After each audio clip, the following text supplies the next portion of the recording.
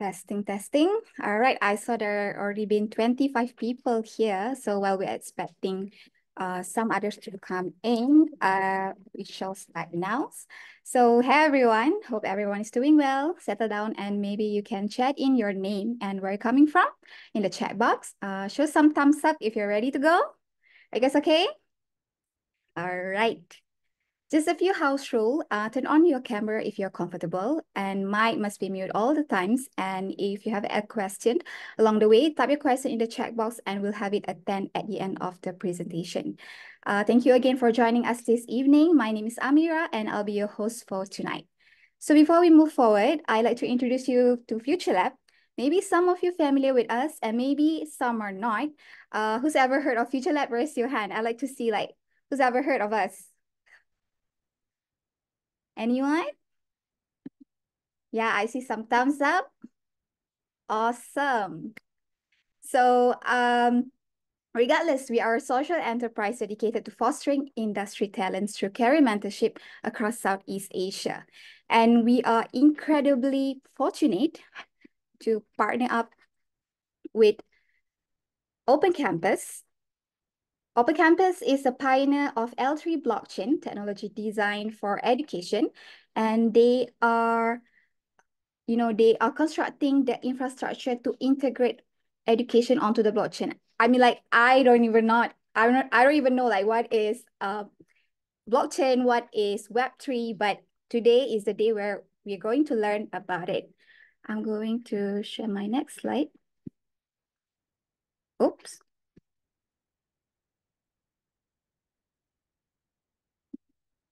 All right. So all in all, welcome to the opening ceremony and the first ever webinar of Web3 Career Mentorship Program. The goal of this program is to cultivate a global Web3 community and provide new talents with insight into the career opportunities available in the Web3 space. So it's a year-long program, operates on a self-paced basis. Participant, or we call it mentee, who register on our portal will gain access to Web3 community and have the opportunity to engage in one-on-one mentoring session with experienced professional in the Web3 industry. And now, without further ado, let me introduce CG Villafranca, a senior developer residing in the Netherlands. He's a Microsoft MVP and Auth0 ambassador and a community leader of Angular Philippines, actively engaged in organizing tech meetups, mentoring, and providing tutorials on his website. CG is a sought-after speaker at various local and international conferences, specializing in JavaScript development, Microsoft product, and is also an author of a book on full-stack web development. So I hope you will learn a lot from CG today. Have fun, everyone. CG, the stage is yours. Yeah, thank you, Amira, for that introduction. And hello, everyone. And good evening, I guess. I think most of us are from Southeast Asia. And actually, I'm originally from Southeast Asia and Philippines, but I reside now in the Netherlands. So I'm on the other side of the world. So yeah, thank you. Yeah, I see some others that they're also from the Philippines. And thank you for joining this evening in Southeast Asia. It's almost 8:30, I would say there. And yeah, it's fun and I would love to share knowledge, especially in technology. So yeah, I'll just share my screen. Um, okay. All right. Okay, just to confirm, you can now see my screen, right? All right. Okay, so yeah, let's start. So I think you know already what would be our topic for this evening, and it's all about Web3. So the concepts of blockchain. So I am not sure what is your background or what is the majority of your background about Web3, but this is more of like an introduction on what is Web3, how does Web3 works, and what is the history, why it was invented, and I will just show you a short demo on how blockchain works in Web3. So that's basically what would be our topic for today. Right. So next. Right. So yeah, I was introduced by Amir a while ago. So before we move again to the topic, so I just want to introduce myself also. So I'm CG Villafranca. So I'm originally from the Philippines, but right now I am now residing in the Netherlands.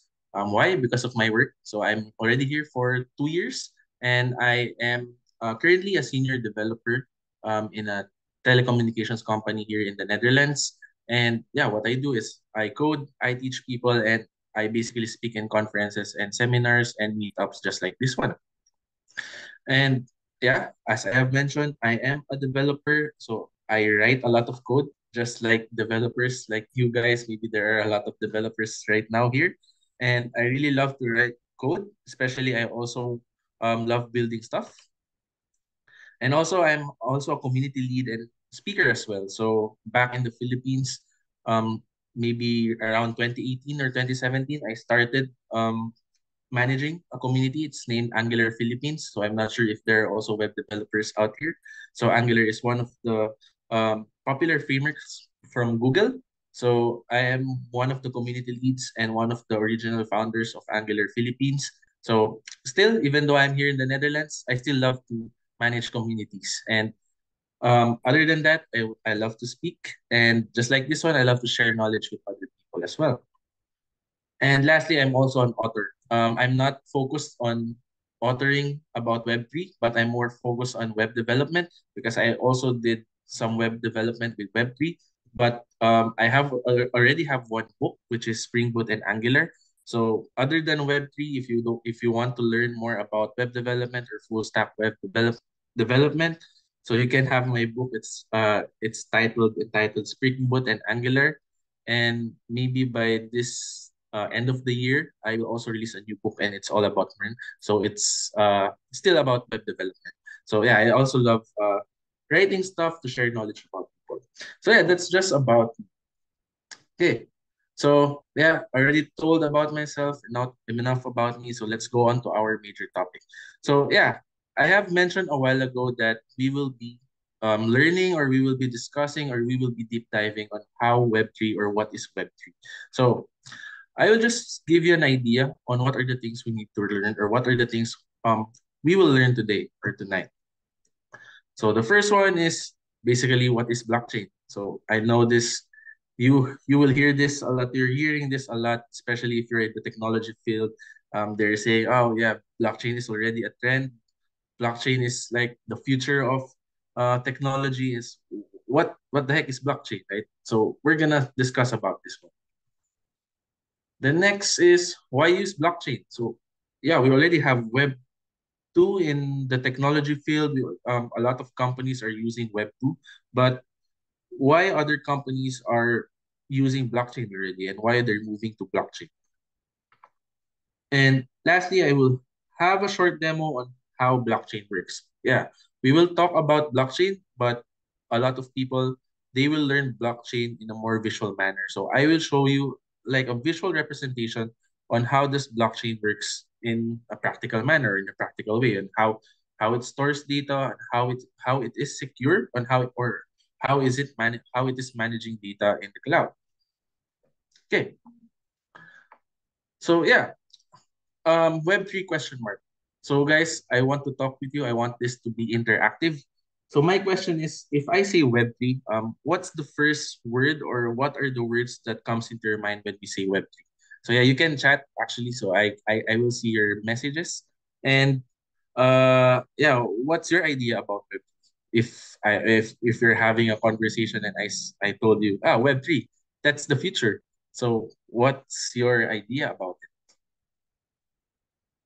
So let me check the messages. Let's see.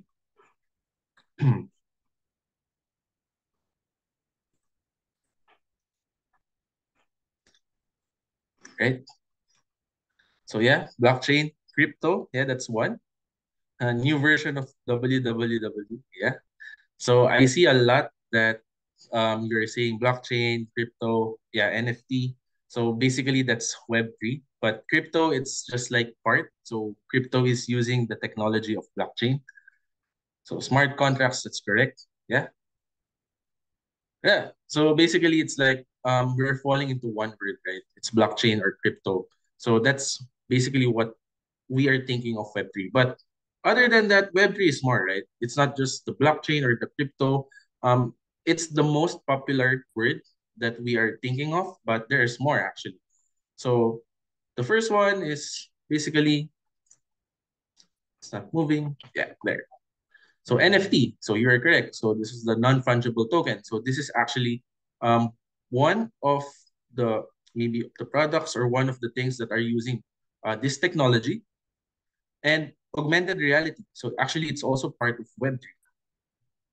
AI and machine learning, it's also part of Web3. So it can also use um, blockchain, for example, or the technology of blockchain.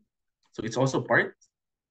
And cryptocurrencies, or what we also know as crypto, decentralization. So that's how blockchain is architectured. Smart contracts. So I saw others that they're saying smart contracts as well, and simply blockchain itself. So that's what we think of when we say Web3. Okay. So if you have observed a while ago, I have highlighted where the blockchain is bold. So because we will be focusing on blockchain, because this is like the main technology when we say Web3. So blockchain. So that's actually the main question, right? So what is blockchain? So when we talk about blockchain, um, how do you interpret blockchain? What is the difference? So right now we have Web2. So I'm not sure if you are familiar on how Web2 works, but this is actually the main difference, right? So in your ideas, guys, how do you define blockchain or how can you interpret blockchain? Just in a maybe a layman's term or in a non-technical way. So how does it works and how does it compare to Web 2, for example? So do you have any ideas?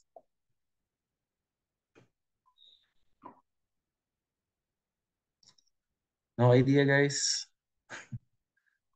Just a small idea or maybe a basic guess. Do you have any idea what is blockchain or how does blockchain work? Continuous trail of data, yeah, correct. Immutable ledger, yes. That's part actually. That's part of blockchain.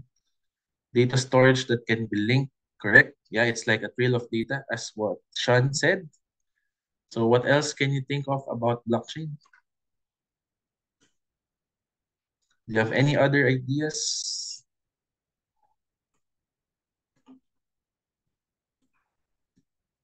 No more? Okay. So yeah. So what Sean, Aaron, and Piravin, I'm not sure if I pronounced that correctly. So it's actually correct. So it's like a trail of data and it's a storage that are linked. So that's actually the main difference or one of the difference compared to Web 2. So right now, if you see the industry of technology, most of the companies are still using Web 2. So one of the best examples is, for example, you're using cloud storage from Azure, Google, or AWS. So these are considered Web 2. Why? Because the data that you are storing or the data that you have is owned by third-party owners or third-party companies. So for example, you are deploying your apps or you are storing your database in Azure or AWS. So Azure or AWS is still a third-party company, right? So your data is being stored somewhere else in their server. So that's actually Web 2. So the Web 3, so it's actually also a storage. It's the same. It's like a database, but it's what we call nodes. So nodes are just like servers or computers that are connected to each other and can communicate with each other or at the same time can validate each other. So that's what we call blockchain. So it's pretty much vague right now, but I will show you an example later on, and have a we will learn on how does this nodes work. So for the description or for the technical description of blockchains is a blockchain is a network of computers that agree upon a common state of data. It is decentralized system that is resistant to censorship and control. So this is the more technical way of how we describe blockchain. So it's just like a network of computers that are connected to each other and they have some sort of commands or what we call the smart contracts that agree upon each other. So how does it how does it do it? It's a question also. So it's like a group of computers that stores data, and that data is like a continuous data that validates each other. So that's how blockchain works. So that computers are actually public and it's not owned by anyone else. It's not from Azure, it's not from AWS, or it's not from Google. So it's simply public. And you can just deploy your code in a form of smart contract, and you can just deploy some kind of commands that will also be public and not owned by anyone else. So that's the main difference of blockchain compared to that third-party companies from Web2. Okay, so there's a saying that the internet is yours to use, but you are not its master. So that's like the quote of blockchain, that your data, it's not being owned by anyone else, and especially your code, right? So this is the form of smart contracts. Okay, so let's just be historical for one moment. So there's Web 1, Web 2, and Web 3, right? So how does web evolve in coming from Web 1 to Web 3? So blockchain technology value is getting higher. So right now, let's just take a look back. So from 1990s to 1995, I would say. So we started from Web 1. So Web 1 are just like static pages that we see. So if you remember, for example, there's just it's not the blog spot or something else. It's just static pages from the advertising companies. So they just display data. So this is Web 1 actually. So this is the basic, or this is the simplest way of how we create pages or how we create websites. So there's no dynamic content, it's just static. You cannot change anything, but it's actually decentralized. So it's not owned by anyone else.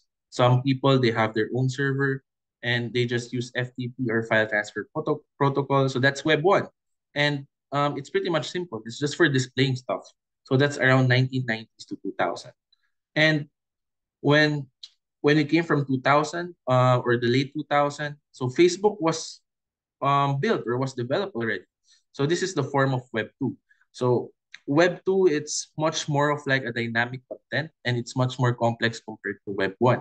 So how does Web 2 works? So as I have mentioned a while ago, so Web 2 is more of like having your data in the cloud, and at the same time you can edit or modify your data without even deploying your stuff. And at the same time, if you're having in a more technical manner, it's more of having the MVC, the frameworks, and we also have the REST API. So this is actually part of Web 2. So we can consider the Web 2 as one of the renaissance or one of the highest form of leveling up Web 1. Because why? Um, it's a very it's very diverse. We can do a lot of things in web. So we can create CMS or content management systems. We can also create our own blog. We can also create e-commerce. So this is where Web 2 has evolved, right? So that's a lot already. Then, so around that one, after the Web 2, so Web 3 has emerged also. This is from like 2012, 2013. It's getting its name. It's not that popular from that time, but uh the trend is getting high. Why? It's because of the security that it offers for the people and for building web application, or not just web applications, but for applications as well, for development. So, um, how does Web3 became popular? I would say it's from Bitcoin. So people, they say Bitcoin is Web3, but Bitcoin is not Web3 itself, right? So Bitcoin is just using the technology of Web3. So when Bitcoin became popular, Web3 also became popular. So Bitcoin is, I would say, is one of the main reasons why Web3 became popular. So it's from the cryptocurrency itself. But um, Bitcoin is just using the technology of Web3. So it's the blockchain technology. So other companies, they're not just using Web3 for cryptocurrencies, but they're also using it for different fields as well. So other people, they're using it for file storage, they're using it um, for search engines, they're also using it for browsers, so just like what Web2 is doing right now, right? So for example, Google search engine, they have a counterpart for Web3 companies now. So it's not for cryptocurrencies anymore. So Web3 is now diverse also. So you can see here from 1990s to 20 up to 2025, it's not yet 2025, but it's almost 2025. So a lot of companies now are building applications by using Web3. And one of the most popular is Ocean and Maker.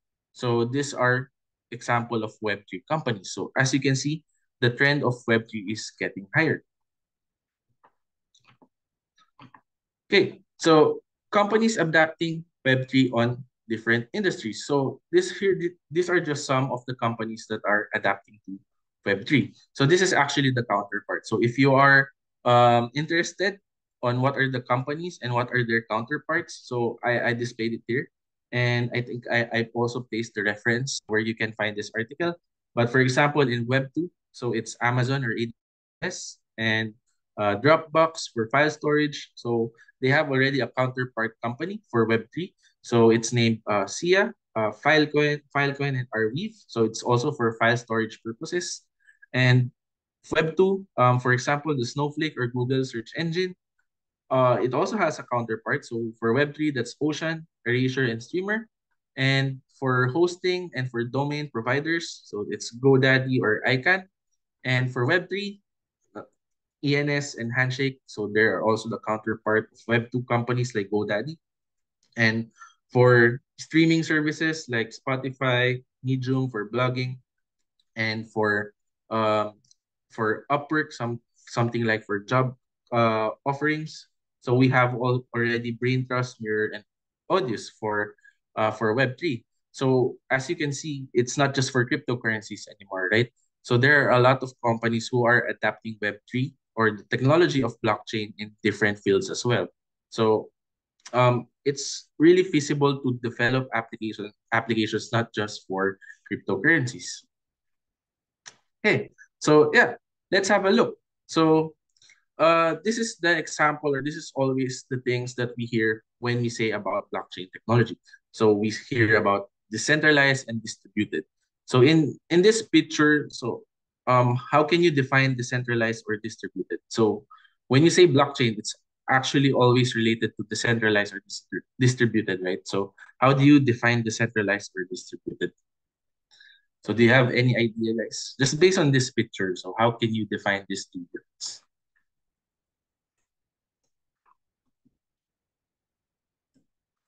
So do you have any idea?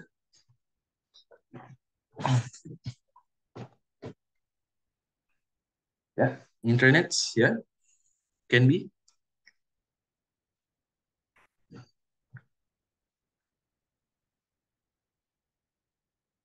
Okay, yeah, rely on more than one center. Yes. Okay, yeah, our federated networks. So all of the things that you said are correct.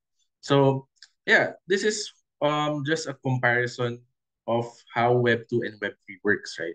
So in Web 2, they're actually centralized. Why? As I have mentioned a while ago, so we are using third-party providers, just like AWS and Azure. So if you see a picture just like this one, so for example, for a centralized architecture, so the center one, for example, you're deploying in Azure, so that's Azure itself, that's the center, because all of your data are coming from one party. So that's centralized or from one server. So that's actually an example of Web 2. So Web 2 is centralized. So for decentralized and distributed, if you will think of a blockchain, so this blockchain is actually a combination. So it's both decentralized and distributed. Why? Because as we have mentioned a while ago, so Web3 is actually distributed. There are connected nodes or there are connected computers who can validate each other. So there are more centers that can validate different nodes or different computers, and other computers can also validate other computers as well. So there are just like interconnected nodes, just like internets, as what Aaron said also, right? So it's like one node is invalid, so the succeeding nodes will also be invalid. So if that data has been tampered or has been hacked, so every data after that will be also invalid. So that's how this computer or this node works, right? So we will see more later on how does the data become invalid when one node is invalid. Okay. Yeah. So blockchains are not just decentralized, but they are also distributed. So as I have mentioned, distributed means every node can validate data or transaction. So they're just like family. So if one is invalid, one is suspicious, or one is like um, not legit, so everything will be affected after that node. Okay, right.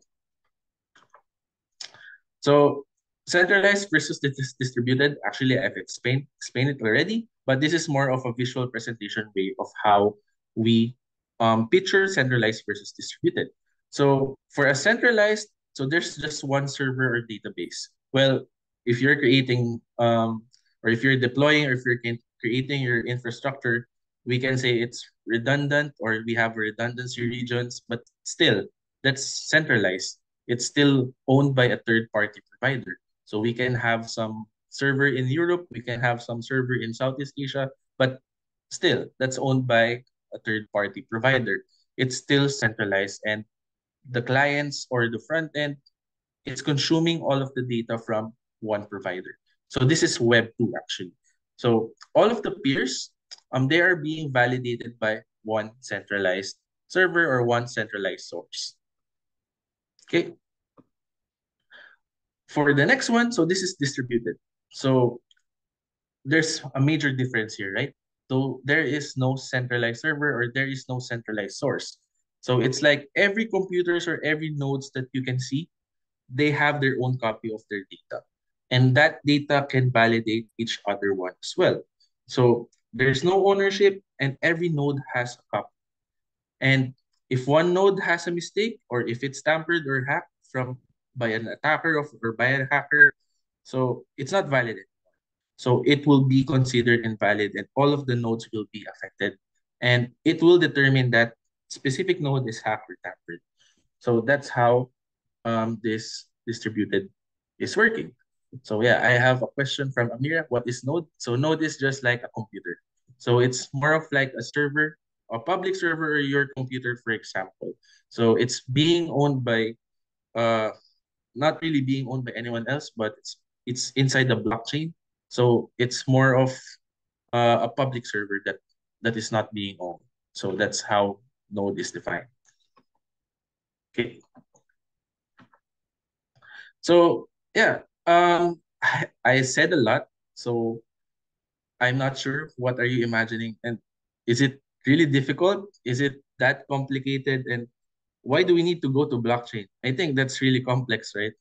Compared on how Web2 works. It's like, yeah, I just have a subscription in Azure. You build your application, you deploy it there, and that's it. Your app is working. But compared to Web3, all of the things I have said, it's like it's more complex. How do you maintain data, or how do you build web, or how do you build applications by using Web3? It's like it's really complex. A lot of nodes are connected to each other. How do they maintain this kind of things? So it's actually more complex. Honestly, it's more complex to create Web3 applications compared to Web2 applications, but because there's a lot more configurations and there's a lot more setup. But right now there are tools or there are platforms that can help you make building applications using Web3 easier. But still, there's a lot of things to learn compared to Web 2. And um, what will you gain if you learn this stuff? And how does blockchain really works in reality? So, as I mentioned a while ago, Web3 was made popular because of cryptocurrency, right? So, Bitcoin, for example. Bitcoin is the most popular crypto we have in the world. And this is like in a form of trading, or crypto is like, yeah, it's actually a money right now. So um there's a lot of transactions involved, so money is involved, right? In cryptocurrency, or specifically in Bitcoin. So it's more of like having a transaction with other people. So the risk there is, um how can you be secure in that kind of transaction? So that's one of the main issues that blockchain has solved. So the trust. So let's have a visual representation on how can blockchain help. So for example, yeah, there's Jane, John, and Jack. So they have let's say $100 or 100 euros each, and that's their current balance. So John, he sells something to Jane. So he sold, for example, his PlayStation. So he sold it for 40 euros. So actually this is inverted. So Jane actually sold something. So uh John, he has $140, right? So he sold something to Jane. So Jane paid John $40. So now the balance is different. So the previous one is it's 100, 100, 100, and right now John has additional 140 from Jane, and Jane has 60, but Jack, it's still 100. So this is a form of transaction. So this usually happens is in cryptocurrency. Not just in cryptocurrency, but also in banking applications, for example. So how does blockchain helps in that kind of transaction? So these are actually the questions. So you're considering all the problems with this scenario, right? So John, Jane, and Jack trust that you won't cheat them. Data and transaction won't be tampered. So for me, for example, I'm the handler, or I'm the one, or I'm the accounting. So they should trust me, right? That I would not cheat them. So I would not bias. I will place something on Jack's transaction or John's transaction. So that's the trust. Second one is John, Jane, and Jack need a way to easily view their balance that is widely available and up to date. And lastly, John, Jane, and Jack adds more people in the circle, so more transaction. So if you will think of how to solve these three problems, so second and third is easy, right? So it's pretty much easy. We can just build an application that they can view their balance, and they can add more people in that group, so they can send money or they can pay money with that application. So that's more of like a banking application, right? So we can solve the second and third one with Web 2. Well, we can also solve the first problem, but there is still some risk, especially for banking application. So how can you put more trust in that kind of transaction? So for example, um, what if I paid 40 to John, or Jane paid 40 to John? So what if the data is tampered or the transaction is tampered? So I added $20 for John. So John paid me some kind of uh $5, and he just told me, okay, give me $20, I will give you the $5. So how can we prevent that? So that's where blockchain puts into place. So trust. So another question is, how does blockchain solve this kind of problem, which is the trust part, right? So it's about the cryptographic hash functions and the smart contracts. So it's still much vague, right? So later on, I will show you how these hash functions will work on the trust. So these hash functions, these are the things that are connected to each other. And the smart contracts, these are basically the code that we are placing into the blockchain. Okay. So smart contracts. So I know that you hear this a lot in blockchain as well, but I am not sure if you know what is smart contracts. So do you have any idea, guys, of what is smart contracts in blockchain technology? So 2 or 3 answers, maybe.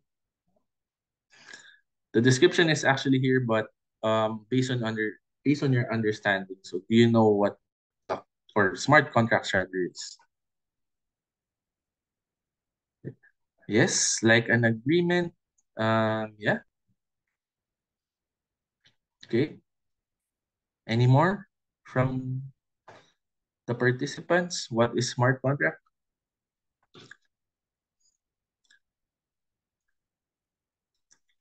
No more? Okay. Yeah, so it's actually an agreement. So that's correct. So I will just read the description. So it's a way to decentralize where the code runs. In this way, code can truly become a public resource. But to summarize, so this is actually the code that we write when we place transactions in, or we place some kind of logic in the blockchain. So smart contracts, why are they called smart contracts? Because they are actually immutable. So when you deploy the code on the blockchain, it's forever like that. So for example, in a cryptocurrency, in Ethereum blockchain, they have some kind of smart contracts there that that is a basic logic. For example, at the balance, if you send a balance to the receiver, so the receiver will have an additional balance, or will receive a balance, and that balance will be deducted on your side. So that smart contract will be forever like that. So it will never change anymore. So this is basically the code that we are deploying. So this is actually a code or a smart contract from Ethereum. So this is how Ethereum works in cryptocurrency. So they have a smart contract in Ethereum. So it's basically named transfer. So if, for example, I transferred someone, or for example, to John, uh, a crypto, so it will just deduct the amount from the sender, and it will add the balance to the receiver. So basically, that's a smart contract. So it's the logic of the blockchain itself. So blockchain can have multiple smart contracts, right? And it's already there. So we cannot change this kind of smart contract. So I saw some answers also. Yeah, it's like a ledger. So it's an immutable ledger, actually. So you cannot change it once you deploy this smart contract. So the key difference, which makes this code a smart contract, is when you take this code, as I have mentioned, if you compile it and deploy it in a decentralized blockchain, so the code becomes publicly available. So that's how it works. So everybody or everyone can use this smart contract. So for example, in cryptocurrency, in NFT, so Bitcoin, for example, it's using this smart contract. So they have some kind of smart contract deployed in the blockchain technology. Okay, right. So as I have mentioned, it's a code that will always run the way it is programmed, right? So this is also a smart contract. So this is an example of a hello world smart contract. So you can try it in Solidity. I'm not sure who is familiar with this with Solidity, but Solidity is one of the most popular programming language. So it's being used also in Ethereum blockchain. So you can write a hello world smart contract for just saying a hello world in blockchain. So that's it. So it's just like a piece of code that you will deploy it on blockchain. Okay. So next is the cryptographic hash function. So this is one of the most important features of have in or of blockchain, or this is one of the security that blockchain is using. So a cryptographic hash function, from its name, it's like hashing a value and converting it into another value. Okay, so it's taking an input of any size and turns it into a fixed size output. So it has five specific properties. So we will discuss these properties in the meanwhile, but the properties are it's deterministic, pseudo-random, one-way, fast to compute, and collision resistant. Right. So yeah, for example, you have an input, so it's 52. So if you convert it into bytes, it's just 8 bytes. And the output will be 0x41CF, blah, blah, blah. And that's actually the hash conversion. And if you convert this hash into bytes, it's 32 bytes. So if you have another input that's happy times, so it's 22 bytes, and it will be converted into hash. So it's 0xD6BF, blah, blah, blah. And if you convert it into hash, it will be still 32 bytes. So in a summary, so if you convert every data that you will have an input, it will be the same bytes if you convert it into hash. So this is very significant on how blockchain works. So I will show you this later on. Okay. So yeah. Um, So as I have mentioned a while ago, so there are 5 properties of cryptographic hash functions. So the first one is deterministic. So the deterministic means that the input always maps to the same specific output. So meaning, as I have shown you the example a while ago, so we have different inputs, right? But when we convert it into a hash, it always has um it will always be the same. So for example, my name, CG. So if I converted it today, the hash will be, for example, 0x1c. And tomorrow, if I convert it, when I convert CG again into a hash, it will be still the same. It will still be 0x1c. So that will always be the same. That's forever the same. That will have the same value every day. So the next one is pseudorandom. So it's not possible to guess the output based on the output of similar inputs. So it's not possible. So hash is a hash. So it's very impossible for a human to convert or guess the output of a specific hash. And one way, if someone gives you a new output, you cannot determine an input without guessing. So um, if some guy or some other guy gives you an hash, so you cannot solve it. So you cannot determine the input. So you cannot decode it. So you're not a computer for you to decode that kind of hash. So it's fast to compute. So it must be a quick calculation for a computer to compute for a specific hash. And it's collision resistant. So collision resistant, it means that, for example, you have different kinds of input. So it's very rare to have a same hash for a different input. So it's very small. It's a very small chance of different two datas having a same output of a hash, even though they are both 32 bytes. So I'm speaking a lot of hashes here. Maybe you have a lot of questions. Why are we talking about hash? So I will show you later on how does blockchain use this kind of hash. Okay, so I told you a while ago that blockchain is like computers, right? It's actually nodes. It's just computers, and we call it a block. So one node is considered a block. So if we dissect it or if we check what's inside a blockchain, so there are actually data that connects blockchain or node for each other. So yeah, we have a question: how does one blockchain to another blockchain connects to each other? How does it know that? So there are actually data that are inside this blockchain.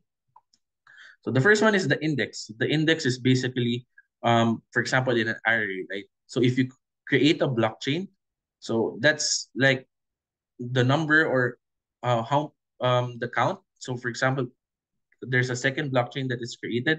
So the index of the next blockchain that will be created will be 3. So basically, that's the index of that specific blockchain. Next is the timestamp. So it's basically when it was created, and then the hash. So the hash is basically the converted data of that specific blockchain. And we also have the previous hash. So the previous hash is the hash of the previous blockchain. So you are now seeing what's the connection of two blockchains from each other. So that specific blockchain, it's also storing the previous hash of the previous blockchain as well. So this is actually one way of how blockchain is connected to each other. And the data itself, so the data is basically the data that is storing. So for example, block is like a database, right? So this is our raw data that we are storing to the blockchain. And also for an additional hashing, so we also have the nonce. So these are the things that a block is storing. So um, these are just like the properties that we are requiring for us to connect one block to another block. Okay, right. So this is your question, right? So why are we talking about hash functions and what's its connections to blockchain? So I maybe answered your question in a small way because blockchain are storing hashes of their data or their raw data, but how does it use blockchain in terms of security? So these are the data that it's storing, right? So it's the index, the timestamp, the hash, the previous hash, the data, and the nonce. But we will focus on the hash and the previous hash, right? Okay. So before we move on how this blockchain works on that one, so how does simply how does we or how do we complete the hash? So how is the block hash calculated? So it's a hashing function that takes data as an input and returns a unique hash. So I showed you an example a while ago already. So it's more of like just having an input. For example, you place your name. So you store your data into a block. So Seiji Villafranca, for example, that's one data. That's my name. Then it will convert your data into hash. And it's actually 32 bytes. And it will have the same hash throughout the block. So since the hash we have it's being used by blockchain, so it's actually the digital fingerprint of that block. So that hash is not just the hash of the raw data that we have stored, but it's a combination of the index, the timestamp, the previous hash, the block data, and the nonce of that hash. So you are now seeing the importance of this hash function. So it's almost, or it's actually hashing all of the data that the block has. So imagine that if you tamper one data from a previous block, it will affect the other blocks as well because the hash contains all of the data of that block. So you will see that later on. So there's a lot of plus here, but it's just like um, adding our strings. So for example, you have a block. So the block is index 0. So that's the first block being created. So that's the index. So the previous hash is 0 as well because it's index 0. So there's no block behind it because it's the first one. It's the first block that has been created. So it's 0 plus 0. So for example, the timestamp, it's I don't know how you call this 150827. So that's the timestamp. And your data, for example, is welcome to blockchain, and your nonce is 604. So that's an additional value for your hash. So if you add these strings, so this will be converted into hash. So this hash function that you are seeing in the screen, 000 DC75, so that will be the fingerprint of that block. So it contains the data of that block. So it's not just a hash. It's like the identity of this block, right? So it's a very important data of that specific block, right? So yeah, this is the main connection of block 1 and block 2 and block n. So their hashes are like their strings. They're like the connection of each blocks. Right?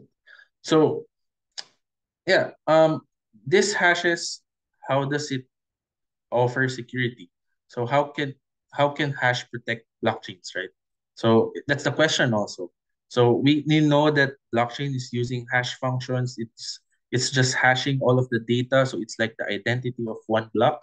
So how does it help, or how does it make the security of a blockchain? So this is one example. So the computational power required to manipulate data in early blockchain blocks.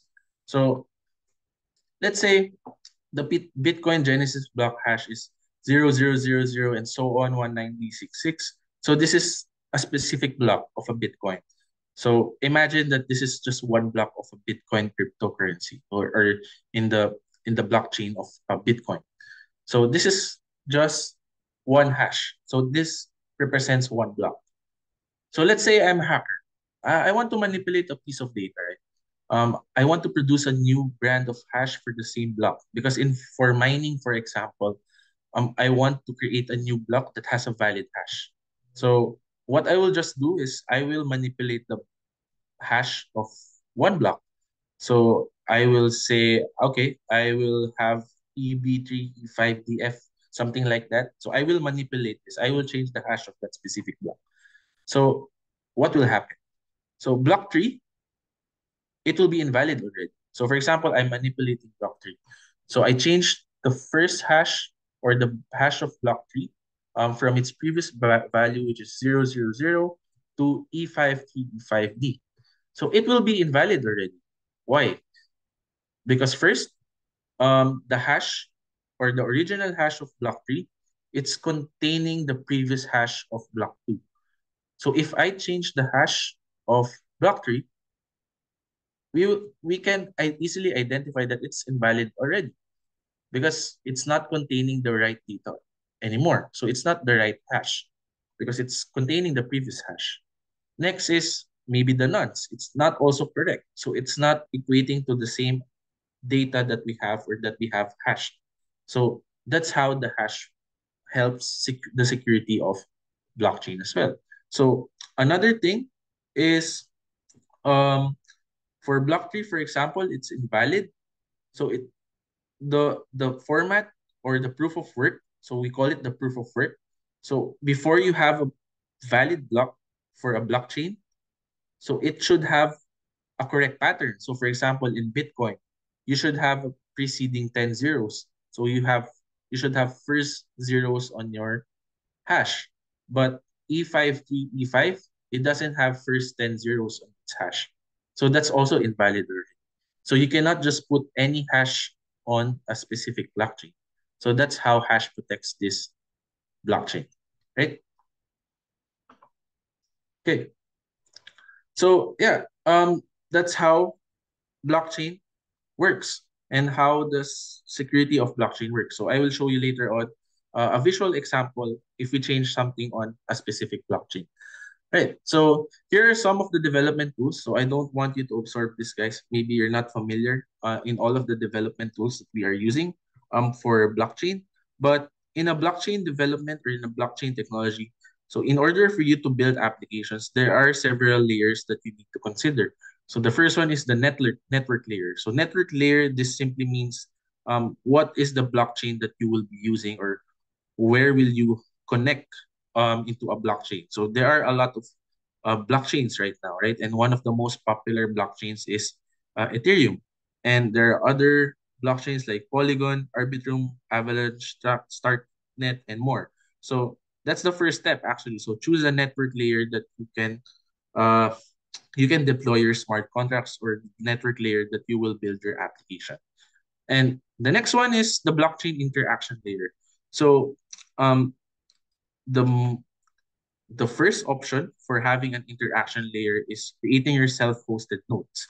But for you to create self-hosted nodes, it's like creating your on-premise server. So that's really not feasible, especially if you don't have the budget, or um it's too much time and it's very costly.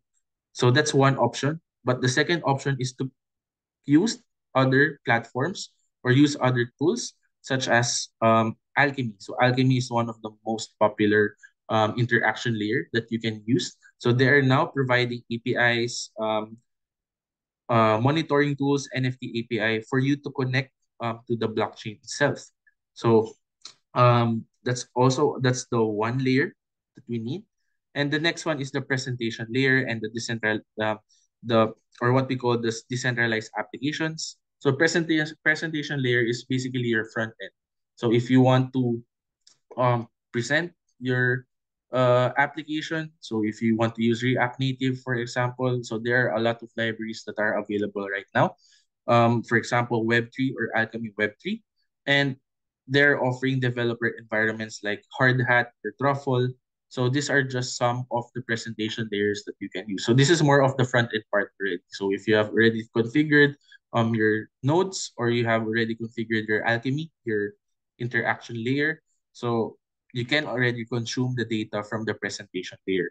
And if you need some file storage, for example, if you're familiar with S3 from AWS, or basically Google Drive, that's like a file storage. For Azure, it's Azure Storage Blob. So we they also have like Arweave and Firebase for you to store files. And if you have, or if you want to apply some identity and authentication, so you can use Argent, MetaMask, or ENS. So these are just some of the layers that we need to use in developing your Web3 applications. Right. Right. So that's it. So I said a lot of stuff. I hope it's not an overload or information overload for you guys, but maybe there are still a lot of questions on how this blockchain works, right? So I will show you a visual representation on how blockchain is really working and how these hash functions are connecting blockchains with each other. So I will just show you a basic example. So I will stop sharing my screen. And I will just maybe share my whole screen.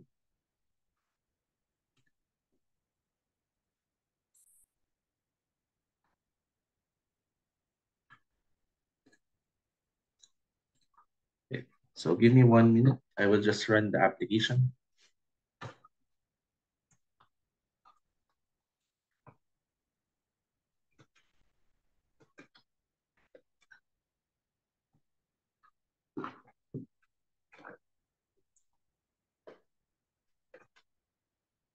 You can still hear me, guys, right?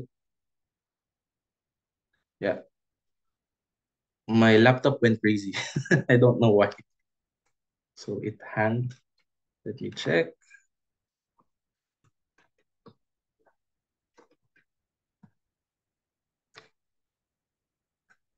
I think your video kind of stuck, but we can Yeah, still I think hear you. Yeah. yeah. I think I might need to restart my Zoom.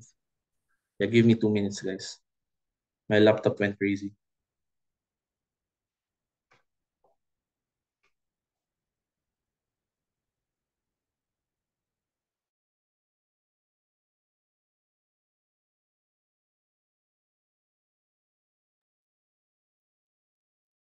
Perhaps we could ask the crowd if they have any questions they could they want to ask Seiji, they could write it down in the chat box, and then maybe at the end of the session after Seiji's demonstration, he can try to answer as many questions as he wants.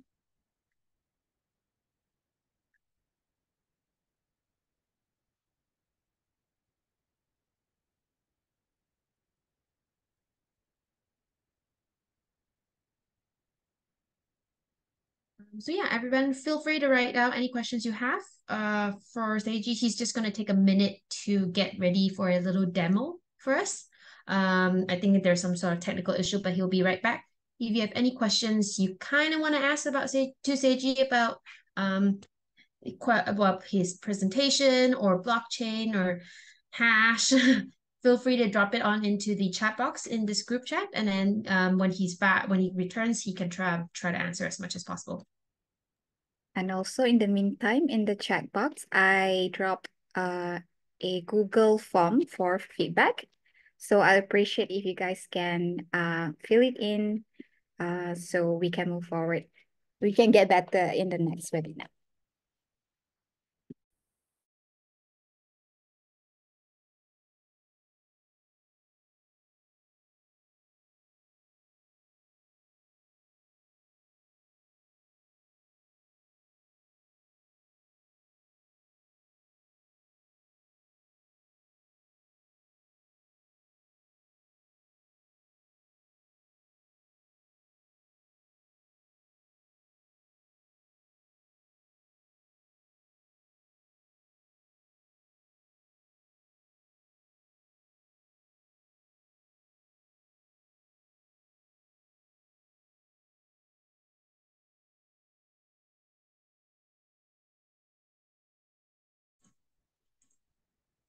Yep. Hello?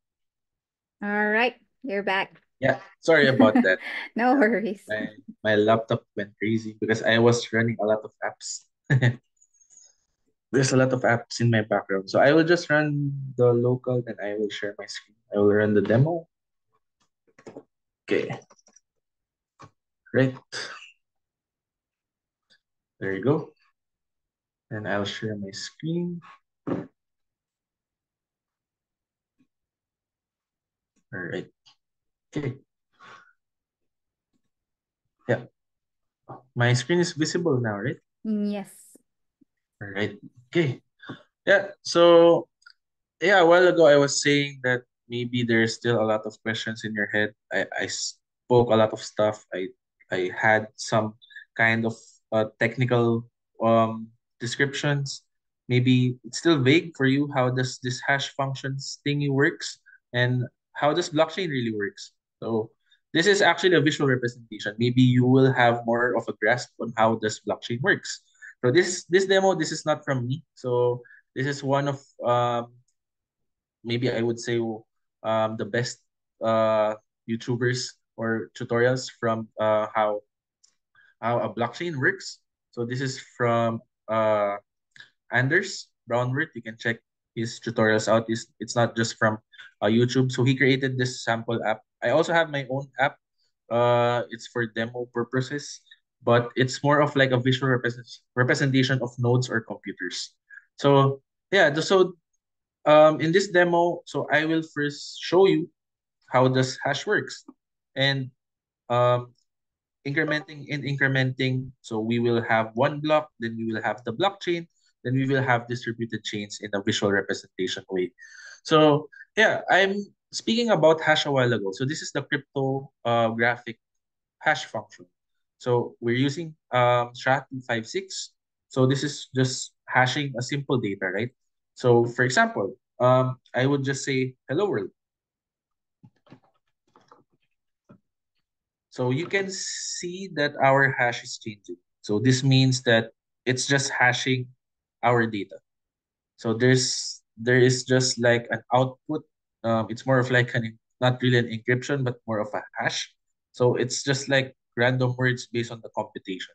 So it's using 256 algorithm. And if you type in hello world again, it will be still the same. And it will always be 32 bytes. And not just hello world, if you add some more data, hello world or feature lab is awesome. So it will still be 32 bytes. So the hash will be still the same. So it's using uh it's using it's using hash, or it's using SHA-256 by just producing 32 bytes. So that's basically how hash works. So that's it. So this is the technology being used by blockchain. So now let's move on to the block. So this is very simple. So this is just one block. So imagine that you have just you have one computer, or you have one node. So imagine it just like a simple computer. So you store data there, you store your records, for example, and that's it. So it's just like an acting database. So this is just one block. So block number one. So it's block number one. Why? Because it's the first block that has been created in this blockchain, but it's not really blockchain. It's just a single block. So it has its nonce. So nonce is just like random data. So if, for example, this one. So if you remove this nonce, or if you uh modify it, it will have an error. But this is like the identity also of a block. So if I have a data here, so let's say hello world. So we will have a new hash, and it will have a new data as well. So the hash that we have here for this specific block is depending on the number of block, the nonce, and the hello world. So why is this block red? So there is what we call proof of work. So the proof of work is like the criteria or the standard of the hash. Because if you saw a while ago, the value of our hash, it has 4 zeros at front. So it has a prefix of 4 zeros. So that should be the valid value. So if I type in hello world, so it's not valid anymore. So how to make it valid? So we should mine. So this is more of like finding the correct hash for this specific block. So it's computing some kind of stuff. And what does it do is it's changing the nonce. We can't change the data, right? Because that's our data. So it's like finding a correct nonce to make our hash correct. So right now, our hash has the valid proof of work. So it has 5 zeros already. So it should have 5 or 10. I don't know what is the proof of work of this hash, but I think it should have like 4 to 10 preceding zeros. So this is now a valid block, but it also has your data already. So this single block is now part of the proof of work. But if we change another one, for example, so hello world, this is Future Lab. So this will be an invalid block again.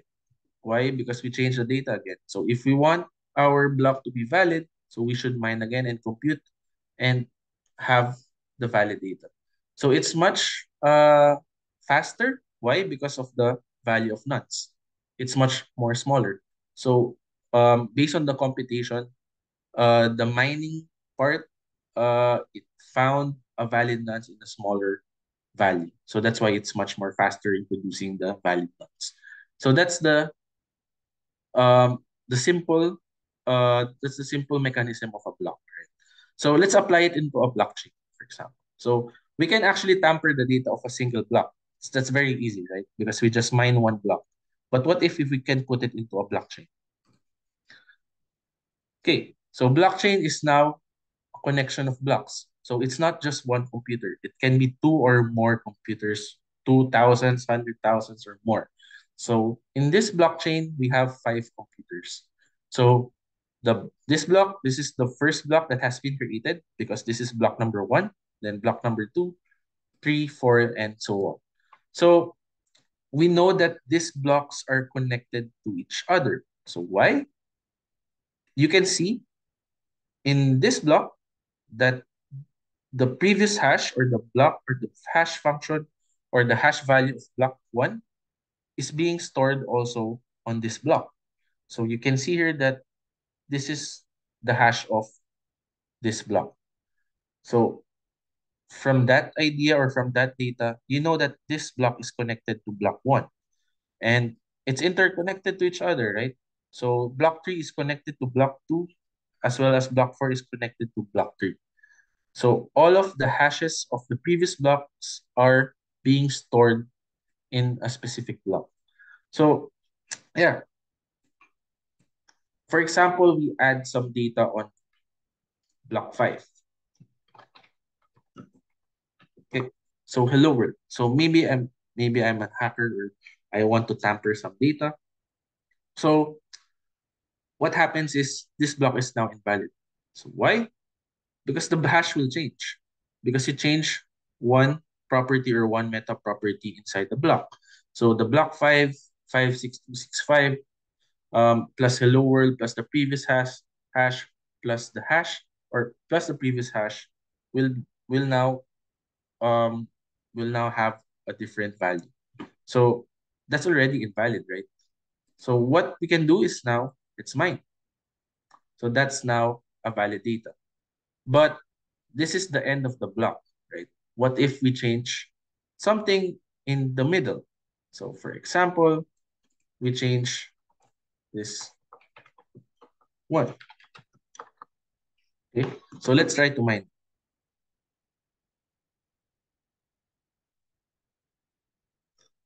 So this block tree is correct.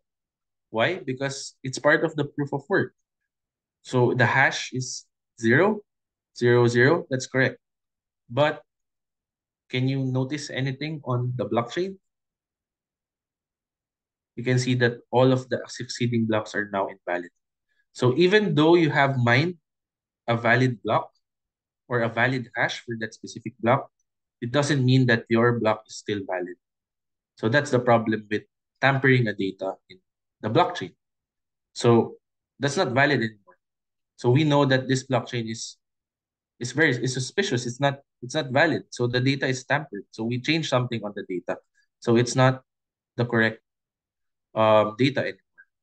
So that's how this hash are connecting the blockchains to each other. So how does that works? So if you mine something, so a hacker, for example, it will continuously mine and mine until it finds the very correct hash just to make the blockchain work or just to make the blockchain valid. So that's how this hash works on the blockchain. So you can see it now, right, guys, on how blockchains are connected to each other. So they're using the previous hash and also the nonce as well, just to have a fingerprint and just to have a connection on each blockchains. So it's much more easier to understand when you have the visual representation. So you can see that all of the blockchains or all the blocks are almost all are totally affected. So that's how it works. Okay. So in a distributed, let's go to the distributed, for example. So distributed blockchains, so these are just like series of blockchains that are connected also to each other. So just think of it that they are in group, they are in peers. So it will have the same concept. So for example, you have your previous hash for block 1, and you have a hash. So this is the hash of block 1. So if you change something on block 2, for example, in hello world,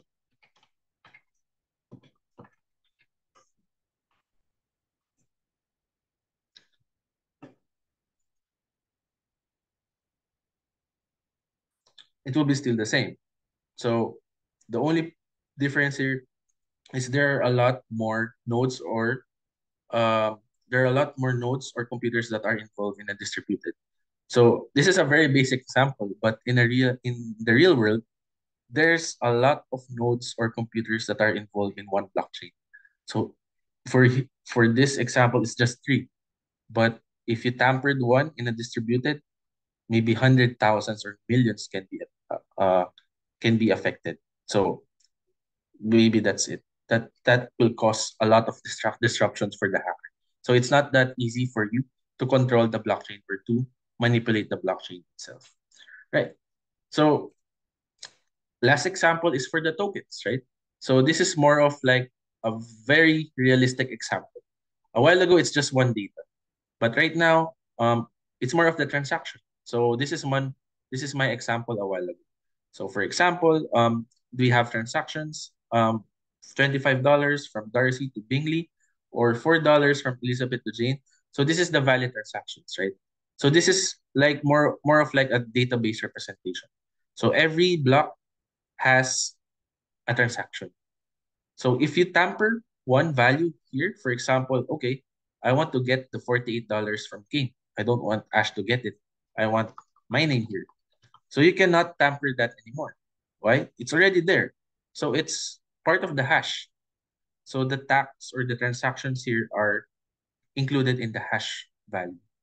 So once you edit a one single value or one single character in the database, everything will be crazy. So all of the blocks will be affected as well.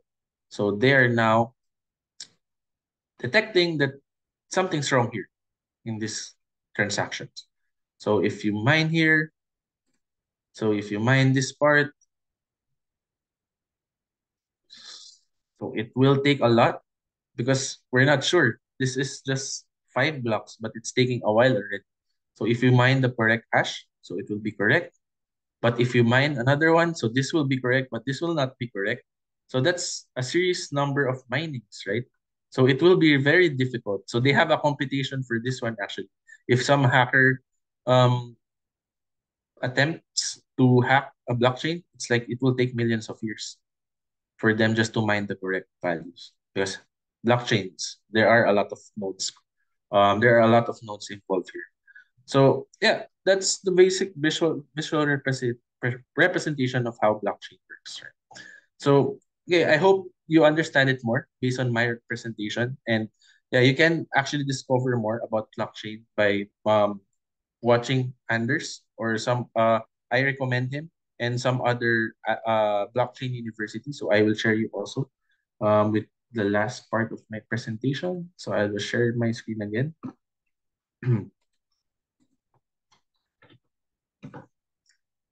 So I'll wrap it up.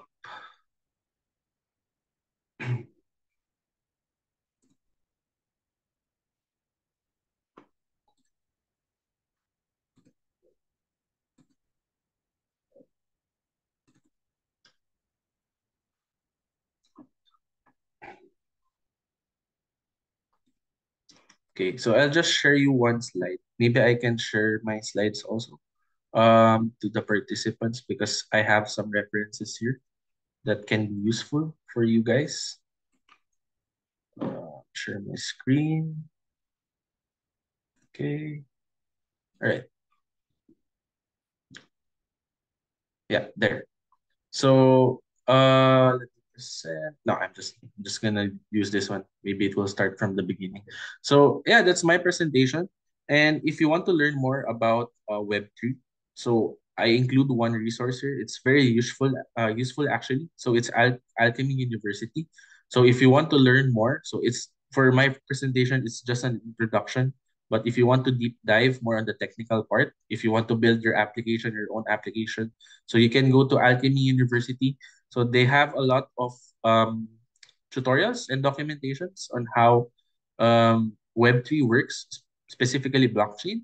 And if you want to learn languages such as Solidity, or you want to learn about how Ethereum works, because in every blockchain, they have some differences. If you want to focus on blockchain Ethereum, you can learn in Alchemy as well. So this is actually a good reference or a good documentation for Web3. And yeah, that's it. That's for my presentation, and I hope you guys learned a lot. So if you have any question, I think we also have a Q&A. And yeah, um, also, yeah, outside this event, I'm mentoring now, but if you have other questions as well, so please feel free to reach me out. I have my LinkedIn. Yeah, I will share these slides also after this session, so you can also check out, or you can also connect with me. And that's it. Yeah, thank you very much, everyone. Thank you so much, CG. I think there's a question in the chat box, like from Piravin. What is a hash collision? Yeah, hash collision, that means that, for example, you have two different inputs, then they will have the same hash output. But that's very rare to happen. I think that doesn't happen in blockchains. All right, I think another question was like, do we have any limit to the hashing? No, we don't have. But on the blockchain technology, as I have mentioned, there's like what we call the proof of work. So the proof of work is more of like the criteria of your hash. So it's not really a limit, but a limit for the blockchain. So for example, your valid hash should have 5 zeros, or have 6 trailing zeros. So that's what we call proof of work. But for hashing stuff, no, there's no limit. All right. So anyone else have a question?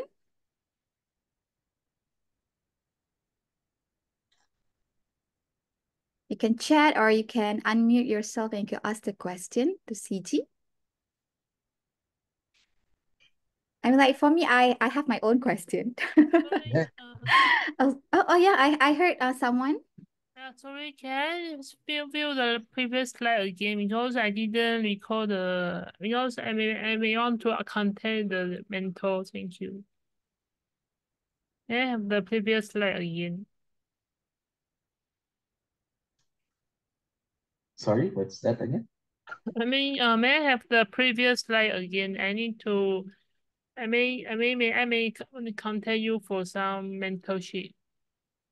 Oh, okay. Yeah, sure. The slides. Yeah, I will post the link for the slides.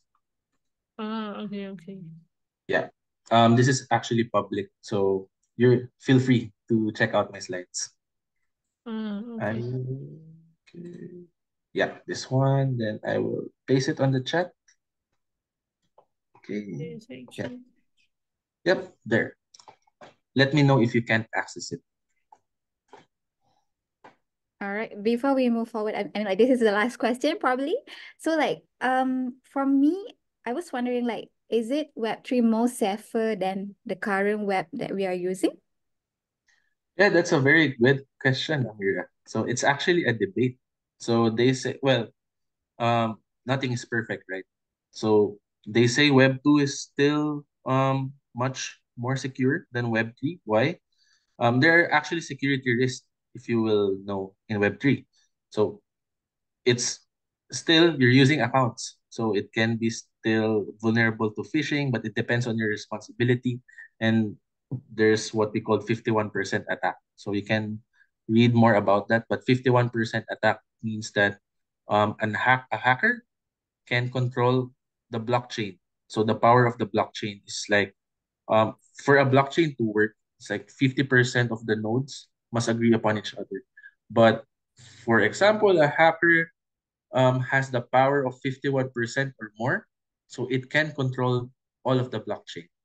So that's one vulnerability of blockchain technology. And For example, if you're um careless or if you're not really alert on well, for example, you're using crypto, right? You can easily lose your crypto if you're using the wrong blockchain.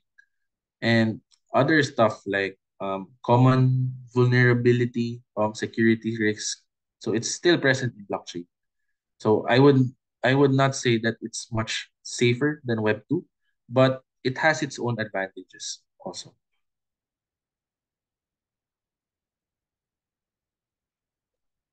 All right. Thank you so much, CG. That was really insightful presentation on the Web3 introductory. I mean, like as someone who did not come from an IT background, I mean, like I find the session really informative and I can understand a bit of what is exactly Web3 and what's a blockchain. So, to everyone who are interested to learn more about Web3, we have the second webinar with another speaker, who is Raphael Walker. So let me share my screen for a bit before we go further. Hold on a second.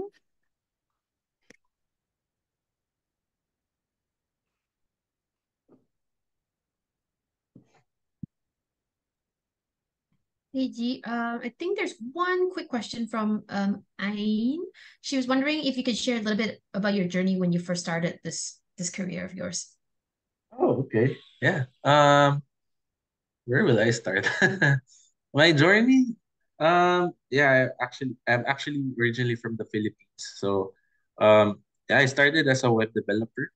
So I'm not sure how many companies I've been through, maybe nine or more. And yeah, I started learning. Well, I graduated as a computer science, so I graduated from the Philippines, and I really love programming. Actually, just a yeah, fun fact: I started programming when I was in grade 4, so that's like 10 years old. I started learning programming 10 years old. So yeah, I love reading things so much, and um maybe I forgot. I created a game when I was 10 years old. It's more of Wow. like just learning things. I forgot the lang. Yeah, it's Visual Basic and what's the C++. plus plus. Yeah. I started learning C++ plus plus and Visual Basic back when I was 10 years old. And yeah, I decided to take computer science because it's more of the hardcore programming part. Then yeah, when I got my job, so I was a Java and Angular developer. And yeah, I started doing stuff. I also did some freelance. Well, actually, Web3 I learned it for my freelance project. So I never had a full-time project for Web3, but I did I think two projects already for Web3. So it's freelance actually. So I learned Web3 a lot freelancing. And yeah, now I'm in the Netherlands. I was I migrated here last 2022 because I was hired as a full stack developer also. And how did I start speaking? I just applied in one community, which is my community now, so Angular Philippines. So I really don't like speaking into a lot of people, into front of people, because I'm not really that kind of what do you call that, an extrovert. But when I started speaking, it gives me fulfillment. And yeah, sharing stuff, sharing knowledge to other people, especially students, yeah, it gave me fulfillment. So yeah, why not, let me try do a lot of speaking in different communities. So I started one, then two, then three, then after that I started speaking also in different countries. So I spoke into US, yeah, also here in Europe. So yeah, I loved it a lot. So uh, uh I also continued that kind of career. So yeah, that's it. Oh yeah, by the way, I also went to Malaysia. I worked in Malaysia for quite some time. Awesome. That's awesome. I mean, if you're coming to Malaysia, don't forget to visit us at Future Lab. Yeah, sure. All right. I, Yeah, we're going to like take a picture after this, but before that, I'm gonna like share a little bit about our second webinar. So we're gonna have like Ralph. He's a business development at Accredify, and he has an extensive experience in the blockchain and Web3 space. So for the next webinar, he will share his insight and experiences in the evolving world of blockchain and technology. So we will have an exclusive RSVP for a second webinar for those who sign up as a participant or mentor on our platform. So you can scan this QR and it will lead you straight to our sign up form in our platform. So if you like to speak to CG as well, CG will be our mentor as well that you can reach out. All right. So this is a feedback form. I shared the link just now. Maybe we can have can everyone like turn on the camera and we can have the picture taken. Okay, ready? 1, 2, 3. Okay, I saw a lot of faces now. Okay.